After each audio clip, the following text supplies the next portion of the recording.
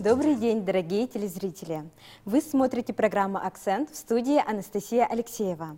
Сегодня у нас в гостях руководитель международного отдела театра Олонхо, продюсер, создатель и ведущий якутского киноклуба Сардана Савина. Сардана, добрый день! Добрый день! Сардана Ирвольевна Савина, руководитель отдела международного сотрудничества автономного учреждения «Театр Олонхо», работает в области продвижения сахакино и театра. Родилась в селе Верхневилюйск, окончила Верхневилюйскую среднюю школу номер 1 имени Исидора Барахова. В 1998 году окончила факультет иностранных языков Якутского государственного университета имени Максима Кировича Амосова. Продолжила обучение в аспирантуре Российского государственного педагогического университета имени Александра Ивановича Герцена, которую завершила в 2003 году. За последние 10 лет якутская культура поднялась на новый уровень в России и за рубежом. Безусловно, это влияет на имиджевую политику республики. Вы являетесь одним из тех людей, кто продвигает якутское кино и театр. Расскажите о своей работе, как вы продвигаете кино и театр. Дело в том, что продвижением кино и театра я занимаюсь. Ну, театр — это, конечно, громко сказано. Я недавно начала работать в театре Олонхо. Кино я занимаюсь продвижением где-то 2009-2010 года. Каким образом я начала это делать? Это, на самом деле, общественная работа была у меня, да? То есть параллельно с основной работой я просто помогала кинематографистам делать субтитры, помогать подавать заявки на различные кинофестивали. И этот процесс меня увлек. И я подумала для себя, что в мире, конечно, снимается очень много кино. Я сама очень люблю кино разножанровое, да? Очень люблю авторское кино. И меня всегда вот не покидала мысль, почему же наше кино, которое тоже как бы активно развивается, снимается, неизвестно, недоступно, скажем так, да? Не только, скажем, зарубежным зрителям, но и для российских зрителей тоже, да? Поэтому потихоньку вот начала изучать этот материал, вообще как подается заявка на кинофестиваль, какие фильмы, какие темы вообще интересуют людей. И это все меня увлекло. И сейчас могу сказать, что да, продвижением я занимаюсь кино уже сейчас серьезно, даже, так скажем, ну, уже как бы нацеленно делаю какие-то планы, вот какой фильм можно попробовать вот, поработать, да, по продвижению. Вот. И есть, конечно, какие-то результаты, чему я очень рада. Естественно, это все планомерная такая работа была долгая, да. Но вот из последних проектов вот за 2017 год, то есть один из самых главных успехов — это участие якутского кино на Берлинском кинофестивале. Да? Мы знаем, что Берлинский кинофестиваль — это один из крупнейших кинофестивалей в мире. Да? Он входит в тройку самых основных фестивалей. Дело в том, что в каждом вообще как бы направлении есть понятие, куда вот каждый профессионал хочет попасть. Мы знаем, что вот все спортсмены хотят попасть на Олимпиаду. То же самое, например, вот кинематографисты хотят попасть на крупнейшие кинофестивали. А это в первую очередь фестивали, как я говорю, класса А. Это как Берлинский, да? Каннский кинофестиваль, Венецианский. Например, да, вот 3 главных фестиваля. И вот Берлинский кинофестиваль, который имеет очень такую долгую историю, он проходил 67-й раз в городе Берлине. И вот в этом году, в 2017 году, посчастливилось быть отобранным в качестве адвайзера. То есть я вот работала до этого с личными кинофестивалями из Канады, там, Финляндии. И вот эти же коллеги мои рекомендовали мою кандидатуру от России, чтобы я выступила в качестве адвайзера, потому что тема вот этой секции, которая называлась Native, была приурочена именно Арктике. То есть кино из арктических стран и кино коренных народов именно Арктики. Да? У нас всего адвайзеров было 9 человек, мы представляли именно арктическое сообщество, то есть Гренландия даже там была такая уникальная страна. Вся Скандинавия была, от Канады, то есть представители различных коренных народов именно вот Арктики. Да? И которые именно работают в области кино, как продюсеры, как те люди, которые продвигают или занимаются кинофестивалями. И моя задача была рекомендовать якутские фильмы, и не только, российские, зарубежные. И я очень рада, что вкусы отборщиков и мои совпали, то есть и в иностранной программе, и те фильмы, которые были представлены из России, то есть наши как бы вот эти точки соприкосновения были одинаковыми. И я очень рада, что и горда, что 3 картины якутские были отобраны, потому что, например, по сравнению с другими, вот российское кино, оно было представлено картиной Алексея Вахрушева, наверное, знаешь, да, книга «Тундра», очень серьезная картина, он сам, кстати, был, представлял эту картину.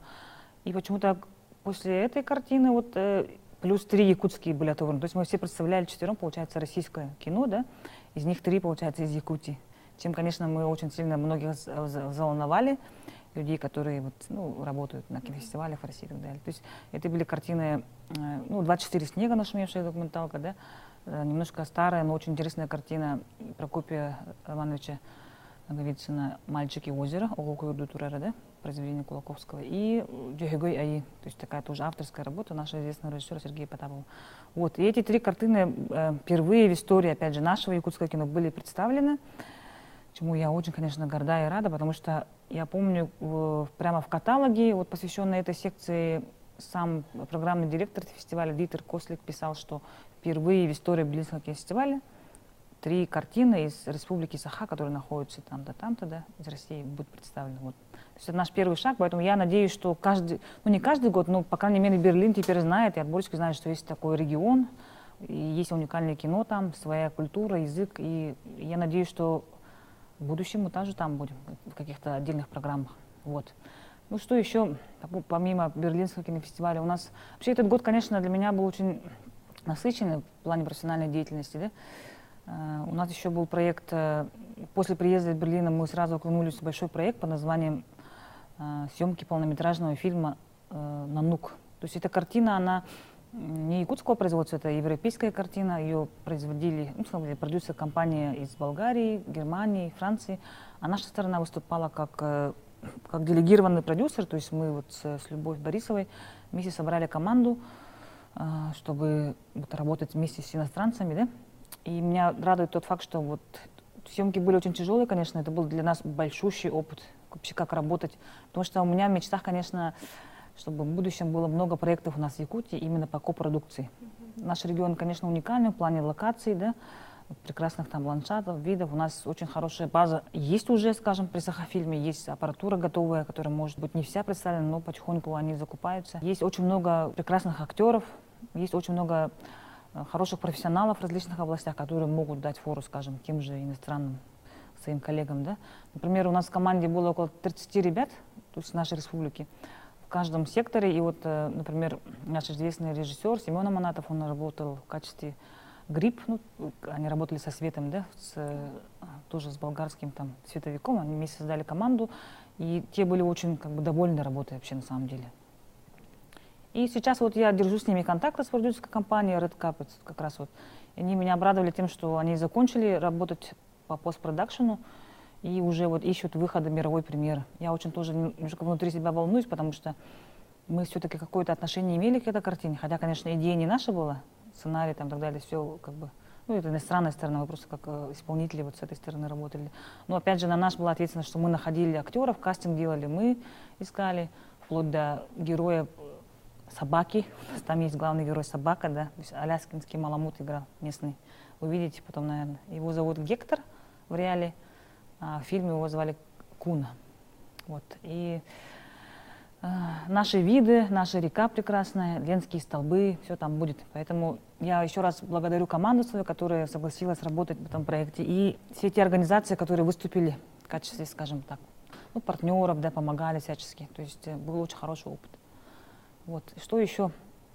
Ну, продвижение театра, кино и театра, конечно, это такое интересное дело, но вообще я сама для себя вот делаю такие выводы, что, конечно, культура наша очень интересна, в первую очередь, да, она интересна не только, скажем, нашим соседям, да, или там России в целом, она, конечно, интересна и зарубежным зрителям, да, ее надо, конечно, продвигать, я в этом ничего плохого не вижу.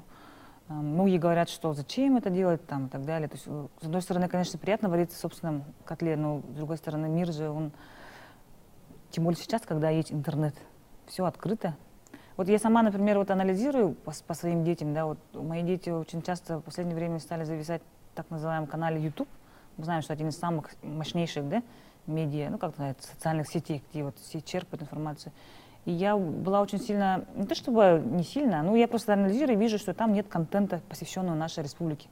То есть какие-то вот мощные каналы. Призываю молодежь, которая вот разбирается в этом деле, чтобы заполняли. Если вот есть интернет, если есть как бы доступ ко всему, почему нам тоже вот не продвигаться вот в этом направлении через социальные медиа, да? Ну и, конечно, посредством вот выездов и так далее, участия на различных кинофестивалях или театральных фестивалях, да, это тоже одна из самых главных площадок для любых, скажем, вот этих видов искусства, да? А вот каким должен знать якутскую культуру мировой человек? Ну, каким? Ну, Что она существует, во-первых. Многие даже россияне не знают, где находится Республика Саха, по большому счету. Она с этим сталкивалась сама когда-то, да? Да. Ну, во-первых, что есть и народ, и культура такая, что она достаточно древняя, да? Что у нас есть свой язык, который мы, слава богу, не потеряли, что мы снимаем даже кино на своем языке, что у нас очень много, что у нас есть прекрасные театры, да, вот, и я, например, очень люблю наше изобразительное искусство, современное, особенно графику, вот. Ну и, конечно, от того, что нас узнают в мире, мы от этого ничего не теряем, просто все-таки какой-то контакт и так далее, ну, как бы в интерактив вступаешь все равно, и для, скажем, человека творческого это приятно, и он дальше развивается, и для, скажем, жителей мира тоже дополнительная информация, почему нет. В фокус-группе 21-го Пусанского международного кинофестиваля вы презентовали книгу «Саха-кино. Мир магической природы и мифов». И даже подготовили фильмы для специальной программы. Да, тоже один из таких крупнейших проектов этого прошлого года. То я просто сама себе удивляюсь, как 2017 год был насыщен на различные проекты. И да, этот проект мы готовили тоже в течение года, но самая сложная работа шла летом, потому что мы должны были, ну, опять же, вот отправить по ссылкам фильмы, чтобы корейская сторона посмотрела, отобрала. Мы сделали к ним, каждому фильму субтитры и писали параллельно книгу. Все, конечно, это не происходило спонтанно, это все произошло благодаря тому, что в 2016 году мы ездили с мировой премьерой фильма «Костер на ветру». Я выступала одним из продюсеров этой картины.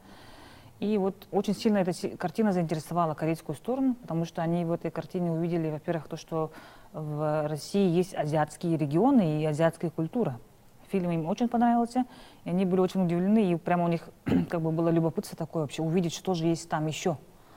Потому что все-таки российское кино воспринимается в Азии как Европа, как европейская культура больше, да? Я им объясняю, что 60% России состоит, ну, как бы находится в азиатской части, вообще, как бы, да, и в Азии. И у нас очень много культур, и много языков и народов, и больше даже азиатских, наверное, народов представлено. Вот, и поэтому для них, конечно, это было не сколько даже открытие, но вот такой вот очень интересный такой момент, да, и поэтому программный директор лично ко мне подошел, познакомился и предложил: Сардана, вы готовы сделать через год вот специальный такой фокус, потому что это очень мощный как бы блок в программе Пусанского кинофестиваля.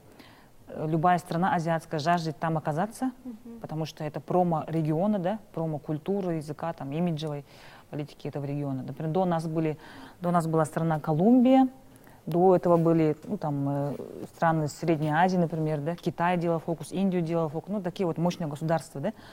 Ну, это мы, конечно, не страна отдельно, мы как бы в рамках России, я это объясняла, что вот, как российский получается фокус, но азиатская часть России. И вот, и, конечно, было трудно, во-первых, потому что ну, наши фильмы немного, некоторые, вот то, что мы старые начали показывать, они очень понравились, возможно, технически не были очень высокого качества, там искали пленку, потом пытались оцифровывать и так далее. Вот. Я почему говорю, это старые фильмы оцифровывали, потому что их задача была представить картину вообще якутского кино от начала до сегодняшнего дня, как бы развития якутского кино, да. И книга была опубликована, и мы показали 12 картин. Мы представили 12 картин, 7 из них полный метр, 5 из них короткий метр. И сами режиссеры поехали и представили эти картины. Спасибо за беседу. Вы смотрели программу «Акцент». До новых встреч!